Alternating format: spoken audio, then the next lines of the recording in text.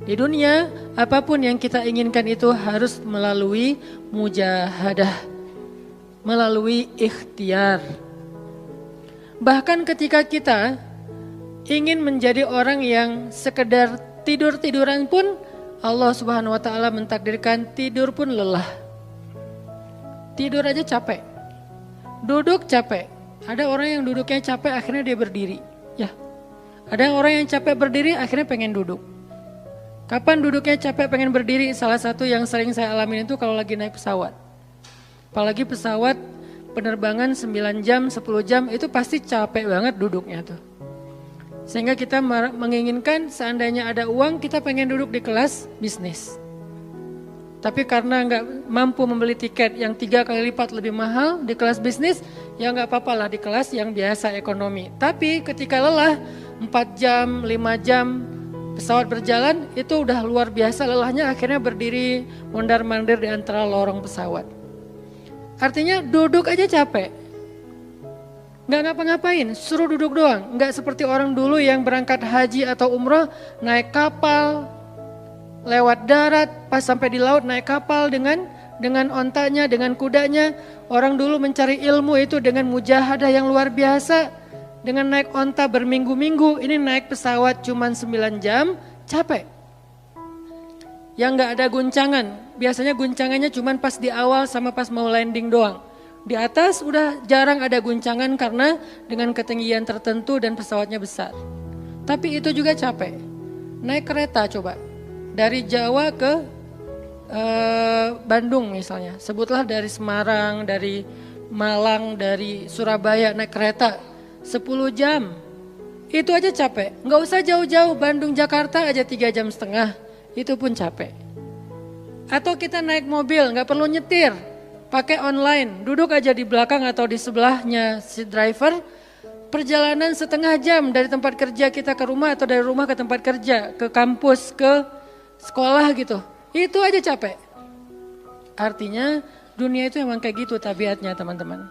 Tabiat dari dunia itu adalah lelah. Sehingga kalau ada orang yang menghindari capek dengan tidak ngapa-ngapain, itu hal yang agak klise dan naif. Bagaimana dia bisa menghindari lelah? Bagaimana dia bisa menghindari ta'ab? Bagaimana dia bisa menghindari bosan? Bagaimana dia bisa menghindari dalam keadaan susah payah? Sedangkan dia masih berada di sebuah tempat, bumi, dunia yang tabiatnya memang tempat bersusah payah dan lelah. Satu-satunya cara menghindari lelah yang tidak perlu lagi bersusah payah itu hanyalah masuk surga. Tetapi kan itu tidak terjadi sekarang, kita harus meninggal dulu dan kita belum mau. Ada yang mau meninggal masuk surga sekarang? Kalau dijamin sih insya Allah ya, masalahnya gak ada jaminan. Kalau para sahabat enak, mereka dapat jaminan. Surga Bilal, sebelum Bilal meninggal, Rasulullah udah bilang, Bima sabaktani ilal jannah ya Bilal. Dengan apa kamu mendahului aku ke surga wahai Bilal? Dengan wudu dan sholat syukur wudu. Begitu juga nanti ada sahabat lain yang dijamin masuk surga bighairi hisab wala azab. Salah satunya adalah Ukasyah. Kalau kita tidak ada jaminan apapun di akhirat kecuali berikhtiar dan bermujahadah untuk bisa mendapatkan kebaikan sebanyak mungkin di sisi Allah. Sehingga alangkah naifnya seseorang yang menghindar dari ta'ab wal ham wal gham. Dia berusaha menghindar dari lelah, menghindar dari susah payahnya kehidupan, menghindar dari beban-beban hidup. Itu gak bisa dilakukan karena kita masih berada di dunia. Yang perlu kita sekarang coba pilih adalah kita mau lelah untuk hal yang sia-sia? Apakah kita mau lelah untuk hanya bersenda gurau? Apakah kita mau lelah hanya untuk hal yang tidak ngapa-ngapain?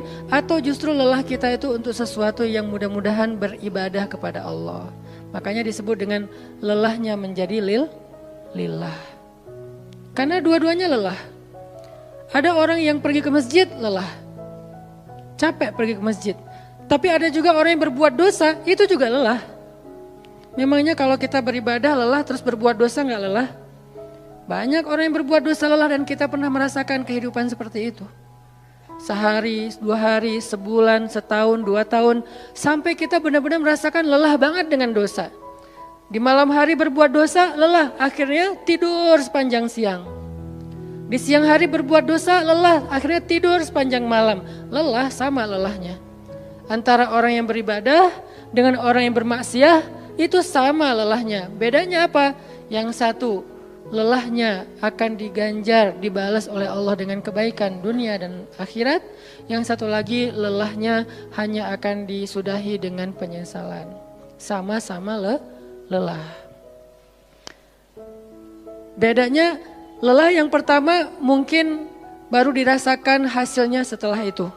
Lelah yang kedua seolah-olah bisa langsung dirasakan kesenangannya, tetapi kesudahannya adalah penyesalan.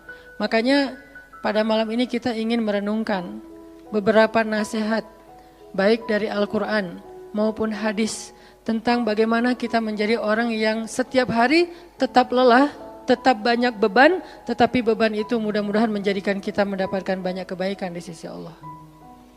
Makanya Nabi SAW bersabda dalam hadis riwayat Bukhari dan Muslim, "An-nasu ka'ibil mi'ah, la takadu tajidu fiha rahilatan." Manusia itu seperti 100 ekor onta. Manusia ka'ibil mi'ah, seperti 100 ekor onta. Yang harganya murah 50 juta, yang hidupnya untuk disembelih pada akhirnya nahar, disembelih. Onta itu kan kalau disembelih sambil dia berdiri ya. Kalau ayam, bebek disembelih sambil dipegangin atau diangkat. Kalau kambing dan sapi dibaringkan. Kalau onta disembelih itu sambil diberdirikan. Dia berdiri langsung disembelih. Itu onta. Artinya manusia ka'ibil mi'ah. Nabi itu menggambarkan onta karena onta ini punya banyak macam. Mungkin di Arab nggak ada ayam yang bermacam-macam. Akhirnya pakai bahasanya onta. Kalau di kita mungkin ada ayam potong, ada ayam kampung, dan segala macam. Ada ayam jago. Kalau bebek ada mentok, ada apa? Bebek yang biasa. Macam-macam kan. Di Arab mungkin gak terlalu banyak variannya dan gak terlalu akrab dengan kehidupan sehari-hari mereka. Yang akrab itu kambing, kuda, keledai, onta. Akhirnya Nabi mengatakan, "An-nasu ka'ibil mi'ah." Nabi seolah-olah mengambil sebuah perumpamaan. Dan perumpamaan ini bisa kita ganti dengan culture yang berbeda di setiap negara. Tetapi perumpamaan yang paling baik itu adalah onta. An-nasu ka'ibil mi'ah. Manusia itu seperti 100 ekor onta ibil. Onta potong. Yang hidupnya hanya untuk disembelih oleh tuannya, kemudian dagingnya dimakan atau dijual. Kenapa bisa begitu murahnya? Cuma 50 juta, 40 juta dan berakhir dengan disembelih? Karena onta ini hidupnya tidak istimewa. Dia hidup hanya untuk makan, minum, tidur, dan berkembang biak. Cuman itu misi dari kehidupan dia. Makan, minum, tidur, berkembang biak. Udah itu doang. Setiap hari kerjanya makan aja. Lihat hewan ternak ngapain? Merumput aja setiap hari. Gak ada hewan ternak yang tiba-tiba dia lagi ngapain? Lagi sholat. Gak ada. Hewan ternak misalnya lagi ngebantuin tetangga. Gak ada. Hewan ternak lagi menjenguk yang sakit. Gak ada. Hewan ternak yang lagi menyelesaikan hajat saudaranya. Hewan ternak yang lagi dengerin curhat. Gak ada. Kenapa? Karena tugas misi kehidupan mereka itu cuma diciptakan untuk makan, minum, tidur, berkembang biak, udah. Ini namanya kalau di antara onta namanya ibil. Yang hidupnya itu sesederhana itu. Nggak ada yang rumit, nggak ada yang terlalu berlebihan. Dan an-nasu, manusia secara umum mirip dengan ibil. An-nasu ka'ibili mi'ah. Jadi kalau kita bandingkan dari 100 orang itu hampir semuanya seperti ibil. Misi hidupnya itu hanya untuk dirinya. Gimana caranya biar bisa makan. Gimana caranya biar bisa istirahat dengan nyenyak tidur. Gimana caranya biar punya keluarga berkembang biak, punya keturunan. Dan kemudian dengan keluarganya dia punya family time. Kapan liburan, makan di rumah, jalan segala macam. Cuman itu misi dari kehidupannya. Sehingga Nabi menyebut mereka yang misi kehidupannya hanya dirinya dan keluarganya. Ka'ibili mi'ah, seperti 100 ekor onta. Kurang istimewa. Orang yang hidupnya hanya untuk dirinya dan keluarganya itu kurang istimewa. Sehingga disebut dengan ibili mi'ah. 100 ekor onta. Tapi enggak hina, tidak rendah, tidak mungkin melenceng, sesat segala macam, enggak. Dia tetap tidak haram, tidak najis. Nabi tidak mengumpamakan manusia seperti seekor anjing, seperti seekor babi, enggak. Karena itu najis, haram dan seterusnya. Onta, makhluk yang hewan yang baik, cuman tidak istimewa. Di sini tidak ada judgement. Nabi itu orang yang enggak suka menjudge. Nabi enggak mengatakan manusia ini semuanya misalnya dengan kalimat celaan, keledai, enggak. Manusia ini misalnya hewan yang najis, enggak. Nabi mengatakan an-nasu ka'ibili mi'ah, manusia itu seperti 100 ekor onta. La takadu tajidu fiha rahilatan. Hampir-hampir di dalam 100 ekor onta itu kamu enggak mendapati satu pun onta yang dikenal dengan nama rahilatan, rahilah. Rahilah itu dari kata rihlah. Rihlah itu udah jadi bahasa Indonesia, rihlah. Kemudian di Inggris-Inggriskan jadi traveling, trip, segala macam. Rahilah, dari kata rihlah. Apa itu rahilah? Onta yang bertugas untuk membawa beban tuannya dalam perjalanan panjang, baik itu berdagang maupun berperang. Dia punya misi lain selain makan, minum, berkembang biak, terus dipotong. Enggak, misinya lebih keren. Apa? Membawa beban. Membawa beban tuannya. Itulah rahilah. Sehingga punggungnya adalah punggung yang berkah karena di atas punggung itu ditaruhkan beban terus menerus oleh tuannya. Berangkat bebannya apa, pulangnya beban apa. Karena orang dulu kalau berangkat berniaga, berdagang ke luar negeri itu tuh bukan berangkat bawa beban, pulang nggak bawa apa-apa karena udah diuangkan, enggak. Mereka barter konsep perdagangannya. Kalau berangkatnya bawa kain, pulangnya nanti bawa karpet. Berangkatnya bawa gandum, pulangnya nanti bawa sutra misalnya. Tetap aja ada beban karena mereka berangkat jual misalnya ke Syam, dari Mekah ke Damaskus. Nanti pulangnya dari Damaskus ke Mekah bawa lagi barang-barang Damaskus yang bisa dijual di Mekah. Pas berangkat bawa barang Mekah yang bisa dijual di Damaskus, pas pulang membawa barang Damaskus yang bisa dijual di Mekah. Li'ilafi Quraisy إلافهم رحلة الشتاء والصيف. Rihlah syita'i wassaif. Mereka melakukan rihlah pada musim dingin dan musim panas. Itulah ilafu Quraisy, kebiasaan orang-orang Quraisy. Ilafu Quraisy, kebiasaan tradisi orang Quraisy. Apa tradisinya? Berdagang di musim dingin dan di musim panas. Barang dagangannya beda-beda. Kalau musim dingin yang dibawa itu bahan-bahan jaket. Bahan-bahan untuk menghangatkan tubuh.